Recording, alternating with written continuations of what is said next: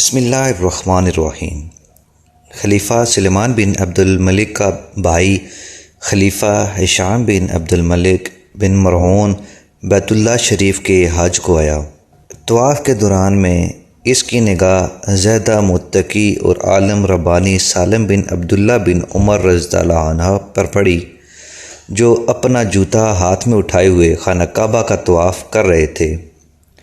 ان کے اوپر ایک کپڑا اور ایک حمامہ تھا جس کی قیمت 13 درہم سے زیادہ نہیں تھی۔ خلیفہ ہشام نے کہا، کوئی حاجت ہو تو فرمائیے۔ سالم بن عبداللہ نے کہا، مجھے اللہ سے شرم آ رہی ہے کہ میں اس کے گھر میں ہوتے ہوئے کسی اور کے سامنے دست سوال دراز کروں۔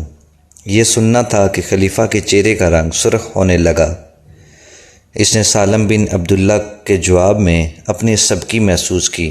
جب سالم بن عبداللہ حرم شریف سے باہر نکلے تو وہ بھی ان کے پیچھے ہی حرم سے نکل پڑا اور راستے میں ان کے سامنے آ کر کہنے لگا، اب تو آپ بیت اللہ شریف سے باہر نکل چکے ہیں، کوئی حاجت ہو تو فرمائیے، بندہ حاضر ہے۔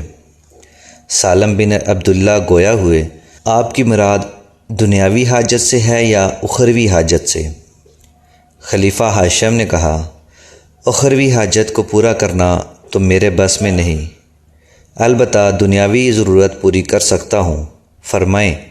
سالم بن عبداللہ کہنے لگے، میں نے دنیا تو اس سے بھی نہیں مانگی ہے جس کی یہ ملکیت ہے، پھر بھلا میں اس شخص سے دنیا کیوں کر طلب کر سکتا ہوں جس کا وہ خود مالک نہیں؟ یہ کہہ کر اپنے گھر کی طرف چل دیے اور ہاشم بن عبد الملک اپنا سا منہ لے کر رہ گیا۔